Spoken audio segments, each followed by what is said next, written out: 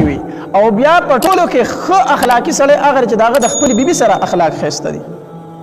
بل روایت کې راځي نبی علیه الصلاۃ والسلام فرمایلی وی خیرکم لاهله، غوره په تاسو کې هغه دی چې هغه د خپلې بیبي سره اخلاق ښایسته دي.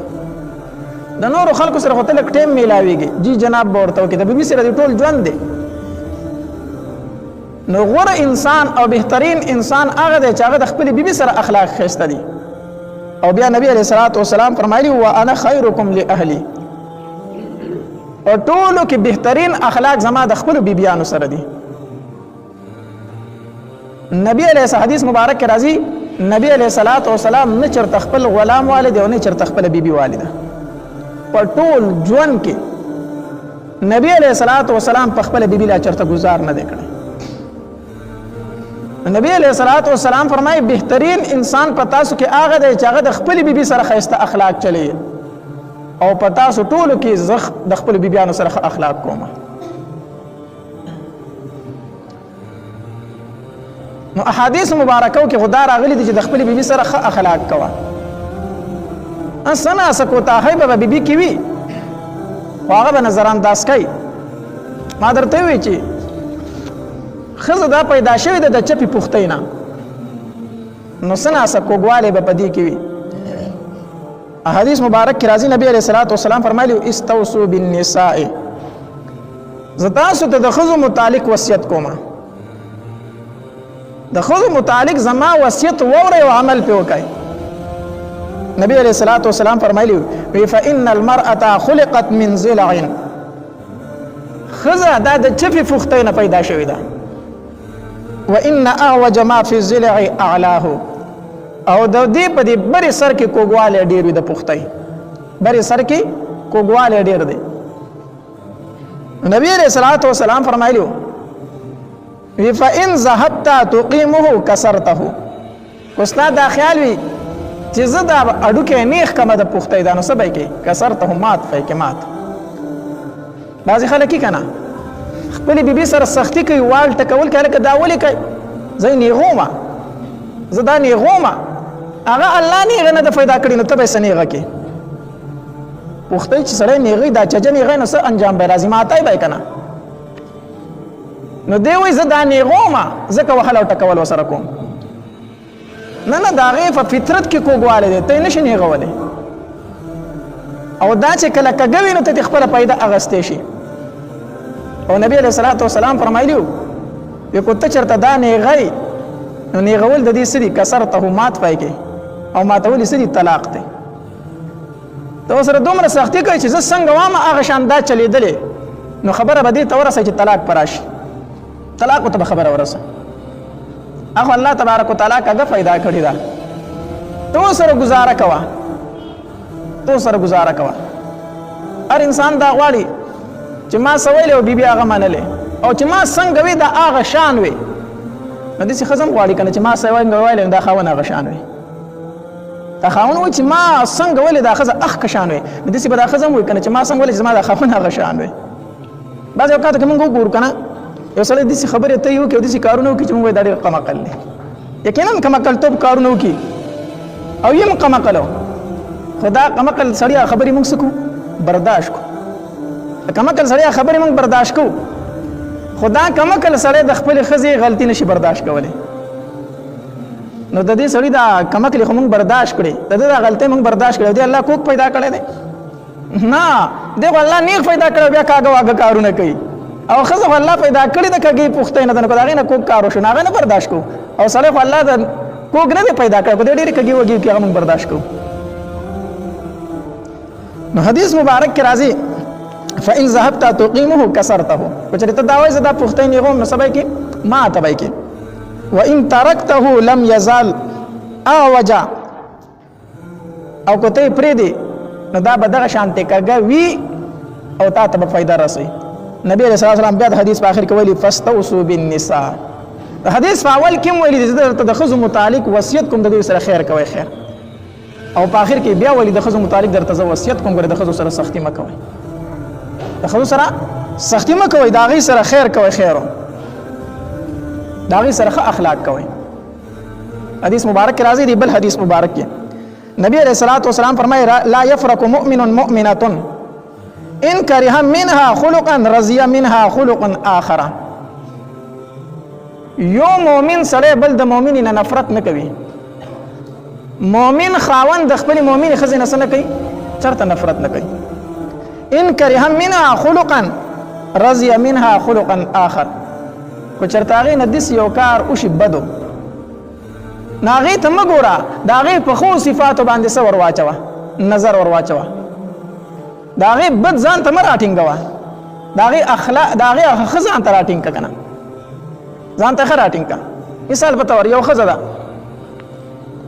شکل صورت نه خاصه ده نسب هم خده مور ستاده مور خپلارم خدمتونه کوي ستاده بچوم خدمت کوي هر کار خصم کوي هو سچن نشي کوله سالم خپل نشي پخوله هر کار دا غي برابر دی ستاد مور او پلار خدمت کوي ستاد بچو تربيت کوي ستا خدمت کوي اس کمی کو تاهي پای کې نشته دی خو صرف سن نشي کوله سالم خپل نشي پخوله نو زمون خلک څه کوي دغه ټول خصيفاتونه دا غي فريد او دغه بد صفت پر راټینګ کی چې ګوره چې د څنګه کورنۍ نه میرا واستي اړو عقل درته نه خودلې اړو عقل درته نه خودلې نه دې ته نه ګوري د خو صفات ته نه ګوري خیر دې کو چرته سالم تیر خراب راغی خیر دې کو چرته سالم تیر خراب راغی ایو واقعي کې راځي یو صحابي داغه سره خزي لکه جبه په چلا ولا आवाज ورته پورته کو دي خاون له جوابونه ورکړو او د عمر رضی الله تعالی عنہ دور خلافته هغه امیر المؤمنین عمر چې د مشرق او د مغرب هم دغه بادشاہي و هغه عمر چې شیطان به داغه نه تختیدو چې په کملار به عمر ته هغه عمر چې کافر ته مخامخ شونه پاغه به لرزه راتله عمر زما چې کافر به ولیدونه په کافر به لرزه راله خپې به رپې دي عمر رضی الله تعالی عنہ دوی زما عمر رضی الله تعالی عنہ بس صلا ور سره کوم نور تعالی طلاق در کوم خزي ته پریدم دینه دی پریدم نور راي عمر رضی الله تعالی عنہ هغه سره سلام مشوره کوي چې خزینه تنګشم طلاق ول ورکوم چې دروازې لراغه اوس د عمر رضی الله تعالی عنہ بیبي ځان لاغله جوابونه ورکړه आवाज په لک پورته کړی دی د چې وخت کې خو د زوجه کوم خبري راغله مخه د عمر سره هم ده او د عمر سره ده اذا روان شوتینا عمر زه په دروازه کې ولیدو په د پسیرو وته لکه دی خو راشه سره راغله سره نو راغله جیا سره راغله انا سره خو راغله وی او سره راغله مخ دغه جواب ماته میلاو شو ولې سې چل راشه کینا خبرو که خولي هغه ورته وی مال می خزه جوابونه ډیر راکې په ما باندې خپل आवाज پورته کوي ما چې زما عمر رضی سره سلام کوم چې دی له طلاق ورکوم پریدم جدا کوم د ځان نه عمر رضی ته په مرګ به جدا کېږي اسې نشي جدا کېږي په مرګ به جدا کېږي ویولي کو تا دا ولې دل چې مال زما خزه جوابونه راکې په ما आवाज پورته کړی دی خیر دی خیر دی دا خزه زما خدمت کوي زما پیزار پاکي زما کپڑے انځي زما صادر انځي زما د بچو تربيت کوي مال د کور ټول کارونه کوي دا او زما په حلاله طریقه خواهش پوره کوي کو دا خزه نه زمانه زو په حرامو کې مبتلا کېدم زما د حلالي طریقې خواهش دی پوره کړی دی زما کپڑے دی انځلي دي مال سالم دا پخې زما د بچو تربيت دا کوي خیر د आवाज لک پورته کو زبدا برداشت کم کنه دا دې سکرانه خبره ده خزر په طلاق نه ورکای ځه په مرګ به جدا کېږي چې ته جدا کېده هغه ورته بالکل تا خو زما سترګې رڼا کړې دا زما سترګې رڼا کړې نو که د خزینه یو کار بد وشي نو هغه مرانی سادهغه په خو اخلاق په خو کارونو باندې سور واچوا نظر ور واچوا دا نه چې د دینه دا بد وشو ادارنګ بل حدیث مبارک ته یو صحابي راغی نبی علیہ الصلوۃ والسلام نے تفوس کو په ما باندې د خزې څه حق ته نبی علیہ الصلوۃ والسلام ورته فرمایل وی ان تطعمها اذا طعمت وتكسوها اذا اكتسيت ولا تزرب الوجه ولا تقبح ولا تهجر الا في البيت. حدیث مبارک ته شدین زه اوسو فائدې بیانوم تاسو ته. دی حدیث مبارک کې راځي نبی علیہ الصلوۃ والسلام له صحابه راغی په ما باندې د خزې څه حق دی. نبی علیہ الصلوۃ والسلام ورته فرمایل چې په خپل سخري دا په هغه باندې خورای په خپل ساوندې دا په هغه باندې اغوندای. بعض خلک داسې کنه بار بزانه د مرګرو سره دوستانو سره په هوټل کې خوراکونه کوي د کور غم وسره نه چرته په هفته کې کیلو ټماټر راوړي بیا ورته ښځه وایي ټماټر خلاصي دا ستاسو څنګه خېټې دي ما خو پرون راوړي روغ کیلو ما خو پرون کیلو راوړی دی په خپله بار خوراکونه کوي نه نه څه چې په خپله خوري دا به هغې له راوړي د ښځې حق دی په تا باندې هغه حدیث ام زرعه یو مشهور حدیث دی حدیث ام زرعه باندې مشهور دی عائشہ صدیقه رضی الله عنها یو ځل نبی علیه الصلاة والسلام ته فرمایي زه درته یو کیسه کومه د یولسو تنو ښځو کیسه ده او حدیث مبارک راغلی اوږده کیسه ده هرې ښځې د خپل خاوند چا صفت بیانوي چا بد بیانوي یولس ښځې یو ځای شوي د خپلو خاوندانو خبرې کوو خو یو بل نه قسمونه ورکړو چې ګوره د یو بل نه به یې پټو نه څه یو وي زما خاوند داسې دی لکه زمری او بل وي زما خاوند داسې دی لکه پیشو داسې مطلب دا دی هرې ښځې د خپل خاوند چې څه و هغه بیان کړو خو په هغې ټولو کې ام زرع دا یوه زنانه د هغې چې د خپل خاوند کم صفتونه بیان کړي داسې پکې بل چا نه بیان کړي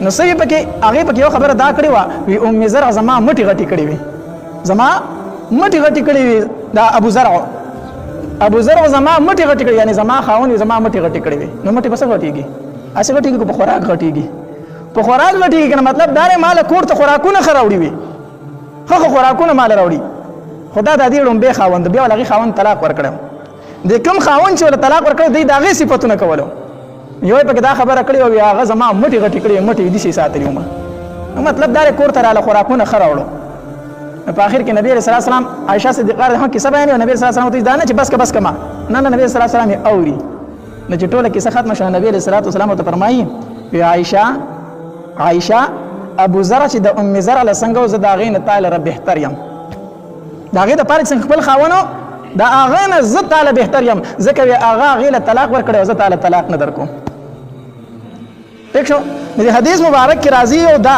چې په خپله څه خوري هغه په خپله ښځه باندې خوری دویم دا چې څه اغوندي په خپله څنګه کپړې ځان لاخلي څومره قیمتي دا به ښځې لاخلي او دریم ولا تضرب الوجه په مخ باندې به ګزار نه ورکوي په مخ باندې به ګزار ښځې له نه ورکوي ښځه نه د مخ د وهلو نه نبی علیه السلام مطلقا منع فرمایلي ده بچي له به هم په مخ باندې ګزار نه ورکوي مونږ عام طور پر چته وړوکي وو جزر په مخ له کړس ورکو نه دا مخ ډېر معظم ځای دی په دې به چرې ګزار نه ورکوي نبی علیه السلام ته منع فرمایلي ده نه به ښځه په مخ باندې وای نه به معشوم په مخ باندې وای او نه به شاګرد په مخ باندې وای ګورئ په مخ به څپېړه چېرته نه ورکوي نو یو دا چې ولا تضرب الوجه په مخ به نه وای دا د ښځې حق دی او دریم دا چې ولا تقبح بدې ردې به ورته نه وایي کنزل به ورته نه کوي بعضې خلک عجیبه خلک دي ښځې ته کنزل کوي ښځې ته څه کوي ښځه پرېږده وځم چې ښځې ته کنزل څوک څنګه کوي د ښځه پرېږده خو مور او پلار ته وله کنزل کوي بعضې بېوقوفه انسانان زه به ورته بېوقوفه ووایم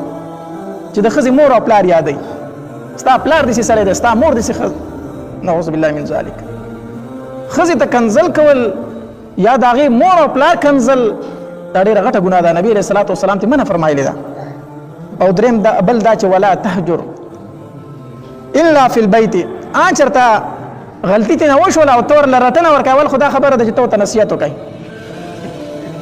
نصیحت ورته وکړي نصیحت ورته وکړي چېرې زما په تا باندې دا حق دی که په دې سمه نه شوه بیا دویم حکم دا دی چې بستره ورسره جدا کړه جدا شه تېنه خو صرف بستره به ورسره جدا کړئ کور به ورته نه پرېږدې دا خو تا د هغې زړه مات کړو ته لاړ چې بستر دې واخېسته بیا ټک کې سملاستې نه دا اجازت نشته دی صرف بستره به ورسره جدا کړي او شریفه ښځه درنه ښځه عقلمنده ښځه د هغې دپاره دا لویه خبره ده چې خاوند د هغې نه مخ واړوي په بستره کې دا د هغې دپاره ډېره درنه خبره ده چې خاوند د هغې نه په بستره کې مخ واړو او به پوه شي چې خاوند مې رانه خفه دی نو د ښځې نه به جدا کېږي خو په بستره کې نو دا چې ته ورته کور پرېږدي دا د هغې حق دی بهرحال ډېر احادیث مبارکه دي یو دا سوچ وړه کوئ لږ ښه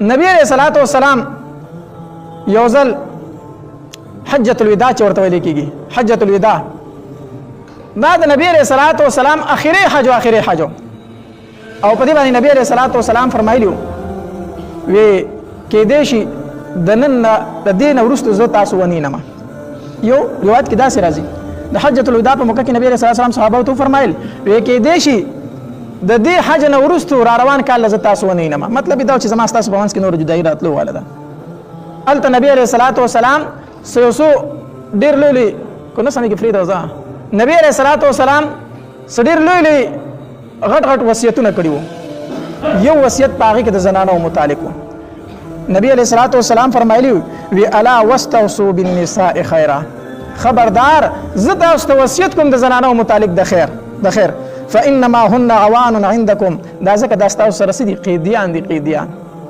تاسو سره قیدیان دي. هغه خپل د پلار کور پریخه د تعالی راغلی ده، د پلار کور پریخه تعالی راغلی، رونه پریخه دي، پلار پریخه دي، خپل کور پریخه دي، ستا سره ناسته ده، دا تاسو سره قیدیان دي. نو قیدی زوروري که کمزوري وي؟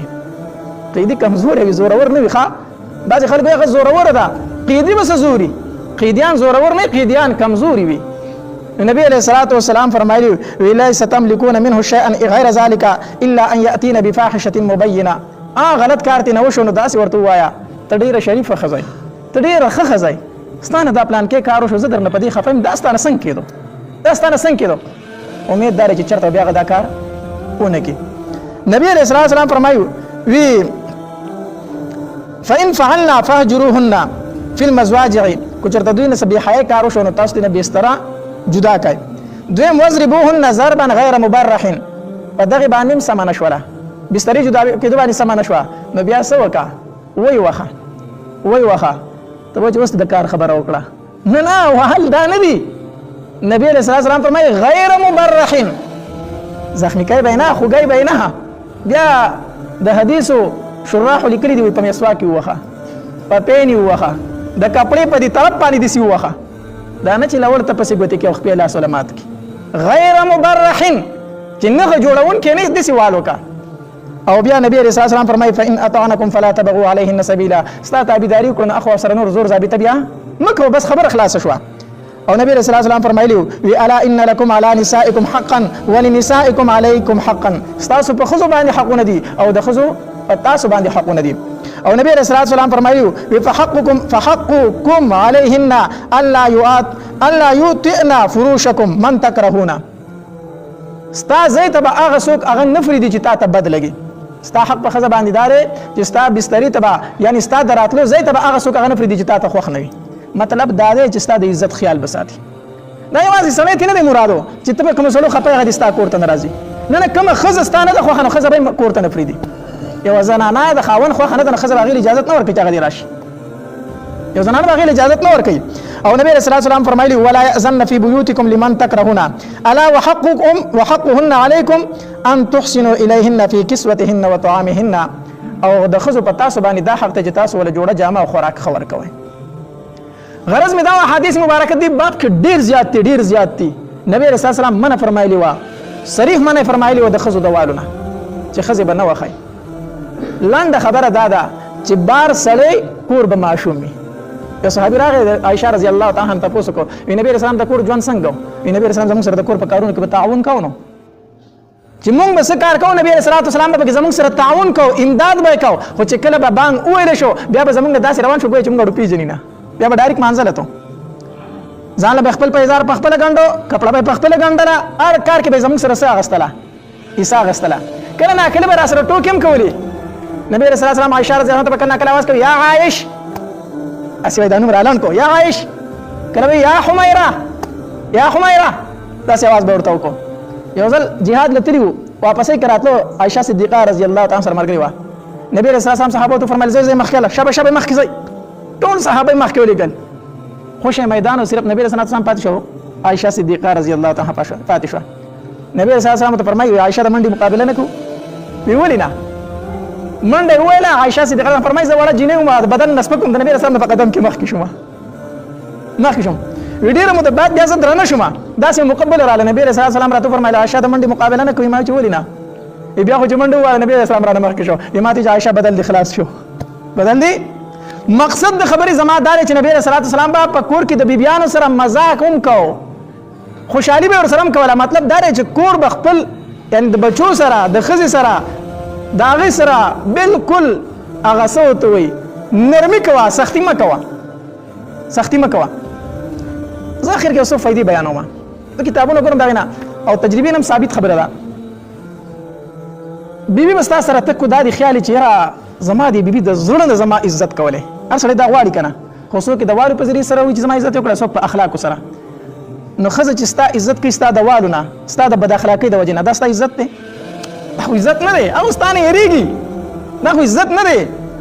عزت دا دی چې کله هغه په زړه کې ستا احترام وي، دا عزت دی. او دا به څنګه پیدا کېږي؟ یو څو مختصر خبرې درته کوم. یو دا چې کله ښځه خوراک پوخ کړي که نه، خوراک یې پوخ کړو، بس د هغې صفت وکړه. سپینې وریجې پخ کړې اړو خوند پکې نشته دی، خو تا وخوړلې دی، تا ورته دومره خوږې دي پخ کړې وي چې ګوتې مې ورسره خوړلې. سبا چې کور ته راځي تیاره بریاني به یې پخ کړي. ټیک شو که نه؟ ګوره زنانو کې دا نفسیات دي، دا خبره یاد وساته چې د هغې په خوراک کې ته صفت کوې، هغه نور کوشش کوي. دویم د هغې د کپړو صفت ته وکړي. تا ولې یو ټوکې راوړه، هغې جامې جوړ کړه، انتهایي خوبصورته پکې ښکاري، ښکلې ښکاري. بس هغې له دا خبره پوره ده، هغه د خپل صفت لپاره بیا تا له ځان وژني، ځان قرباني کوي. فیروز الفقار صاحب یو واقعه لیکلې ده. زه یو ځای ته تللی وم، ما له خوراک پوښ شو، ما ډوډۍ وخوړه. ما چې په دې کې خو انتهایي لذت دی د خوراک کې، ډېر ښکلی خوند دی پکې. هغه زنانه په ژړا شوله. ما چې دا ولې؟ ما خبره وکړه دا په ژړا شوله. وی چې زما د دې خاوند سره 13 کاله وشو، خو لا ده نه دي ولي ستا په دې خوراک کې خوږ خوند دی. دا مې په لومړي ځل ستا د خولې نه واورېدل. نو یو چې ته پکې په مخه نوکتر وباسې، دې کې مالګه نشته، داسې د هغه داسې نه رضا کېږي سړیا. هغه چای دلم بیا صحیح نه پخوي، داسې نه رضا کېږي. نو یو دا دی چې د هغې صفت کوي د خوراک، دویم دا دی چې د هغې د کپړو صفت کوي، دریم د هغې چې ته د هر د هغې د اخلاقو صفت کوي. ټیک شو؟ نو دا به نور زور لګوي بیا، نو تا زړه ته به هم سکوني، د هغې زړه ته به هم سکوني. بهرحال دا مې د ښځو د حقوقو متعلق لږه غونته کې خبره کوله. اصل کې موږ د سړو په حقوقو ډېر بحث کوو، مولان هم کوي، پیران هم کوي، شیخان هم کوي، او عام هم کوي. سړی لګیایي چې لږه خبره وشي، زما خو په تا دومره حق دی چې ګوره درنګړلی به دې ما ته سجده کړې وه، خو سجده غیر الله ته جایز نه ده، ځکه ته ما ته سجده نه کوې. دا موضوع ډېره زیاته بیانېږي، خو د ښځو حقوقو ډېر کم بیانېږي. په دې موضوع باندې ما دومره حدیث نن راټول کړي چې په هغې ډېر ټایم لګي کو بیانوم یې وس، بهرحال ټایم لګي مختصري. نو مقصد زما دا و د خبرې چې په کمزورو خلکو به ظلم نه کوي. زمونږ په کورونو کې چې خپل معاملات سمې، نو په زړونو کې به محبت وي، مینه به وي، او دا پکار ده. او مشرانو ته یو خبره کوم، بهرحال لوډ سپیکر بند دی، پکار ده چې دا لګېدلی د مشرانو زنانو به هم زما دا خبره اورېدلې وه. کله ناکله دا کشران خپلولۍ ته پرېږدئ. هغې مطلب زما څه دی؟ مقصد زما د خبرې دا دی، کله دا کشر د شریک کوري سره خو د ښځې سره داسې خپل هغه تعلقات نشي ساتلی، دا سړي په خوله کې دا چېرې ما د خپلې بیوي سره لږ ښه ټایم تېر کړی. نو کله ناکله دی وایي یاره ځکه چې کارونه دي، فیکټرۍ دي، مزدورۍ دي، بهر ملکونو کې سړی لږې ورځو له راشي. نو دی چې په مسافرۍ کې دی چې کور ته لاړ شم، خپله بیبي به پلانکي ځای ته چکر لبیام، پلانکي ځای ته چکر لبیام. دی چې راشي یاره دا بیبي مې چکر لبیامه، نو دلته سره ډومبي سیټ ته یا مور وخېږي یا خور وخېږي چې ټول سروله خراب کړي. دا به نه کوئ چې ښځې سره خاوند زی خاوند، بیا نور ته چاته ضرورت دی. دا مور او دا خور خو سره په کور کې هم ناست. یو خبره یاد وساتئ، مور به هم چکر لبیایي، خور به هم چکر لبیایي چې د هغوی زړونه آزاد شي. ټیک شو؟ دا نه وامه په پرده کې بازارونو ته نه وامه، اصل زما چې مولي صاحب چې بازارونو ته چکر لبیایي، دا نه وامه. کله ناکله وباسه مور خو هغه ځان له، او چې کله ښځه ځان له خاوند ایستل انده بړه کې صحیح. یاره کور خو موږ ځان خپل نه په ګاډي کې به لاړ شو، چېرته څه به وینو، په دې ګاډي کې به خپلې خبرې ترې وکړو. نو چې ته سره خور وخېجئ، مور وخېجئ، نه خو په کور کې هم دي، نو بیا څه داسې خرچې وشوي، اسې خرچې وشوي. نو کله ناکله دا خبره زه ډېره په زور شور سره کومه چې دا مشران په هر ټایم کې د ګاډي ته مه ورخېجئ.